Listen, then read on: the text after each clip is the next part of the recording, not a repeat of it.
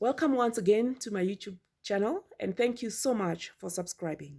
If you have not subscribed, please hit the subscribe button so that you can receive the articles that I send once in a while. Today we are going to talk about the imposter syndrome and why people have the imposter syndrome. Let's start by defining what is the imposter syndrome. The imposter syndrome is a situation whereby you doubt your accomplishments. You don't believe in yourself. You think you are a fraud. In as much as you do the job or you do the presentation, you accomplish whatever it is genuinely, you still feel like you are a fraud. You feel like you don't deserve it. So it makes it so difficult for you to accept accomplishments, for you to accept congratulations. You downplay it, and you are filled with fear, like, am I a fraud? Am I funny for accomplishing all this? So that's the imposter syndrome, whereby you accomplish stuff, you do well, you achieve, but you feel like you don't deserve it, or like it wasn't you, it was a stroke of luck, it was fluke. So you downplay it. Oh, it's nothing. I'm not that good. It's just that, I mean, it's just one of those days. Now, what makes people behave like that? And incidentally, those who have imposter syndrome are actually very accomplished people. These are probably the MDs, the good doctors, the people who talk well and they give good speeches. They are actually people who do very well.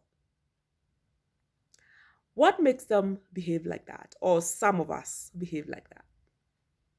Now, this is going to help people in parenting, those who have children and they are parenting them, those who hope to have children, and even you who has the imposter syndrome. You'll probably get to understand why. Were you brought up by parents who always put you down, who always downplayed your achievement, who told you you were not competent, so that you grew up second guessing yourself, doubting yourself? You thought you don't deserve. Now, if you are brought up by such a parent, you develop imposter syndrome, because everything you did, you were told you are not good enough, you are not smart enough, you're gonna do it badly, you're gonna fail anyway. You are compared to so and so, who are obviously always better than you. So even as you grew up doubting yourself, so that even when you get a job promotion, which you have actually earned, you doubt it. You doubt that you can step up to that position. If you're a young man, you see a beautiful, smart girl whom you deserve and whom you actually are a good match, you doubt yourself, so you can't even approach her. And even when you do and the relationship starts working, and this goes even for the girls, you have this young man who is so good, so smart, a gentleman, amazing. You actually start thinking you don't deserve this relationship. He is doing you a favor. He is feeling sorry for you. There is a catch. He's gonna dump me. This thing won't work. When you apply for a big job somewhere and you're called for an interview, you start thinking, no, no, no, no, no. They must have called my number by mistake. It must have been someone's CV that they had in mind.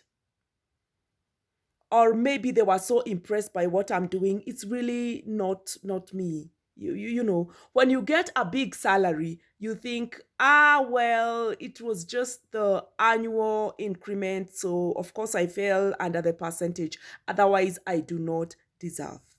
it's called the imposter syndrome. Yes, you deserve it. Even when it comes to friendships, when people like you and they tell you what an amazing friend you have, sometimes again, the imposter syndrome checks in.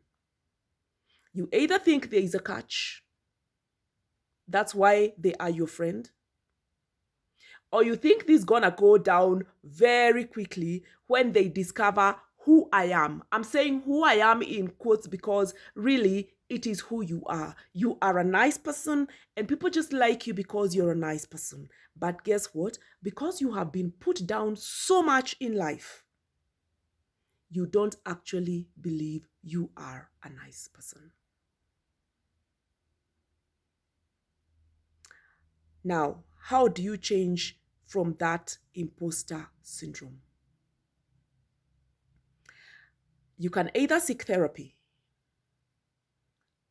from a counselor who understands the imposter syndrome. Because, like I keep saying, habits are learned, unlearned, and relearned. So you can unlearn what you were told, that you're not worthy, that you don't deserve. You can unlearn. So you can seek therapy, or you can start believing in yourself. And especially now that you have learned from this channel about the imposter syndrome. You know you passed those grades without cheating. You know you got that job without connections. And even if you are connected, you got it because you are competent. You are in that relationship or those friendships because you are a nice person. And those people truly believe in you. That is what you need to start telling yourself so that you undo what you are told that you don't deserve. Hang out with people who believe in you. But number one, believe in yourself. I hope that has helped you understand the imposter syndrome, why you behave the way you do, and to understand that you deserve it. Thank you once again. Let's keep it real.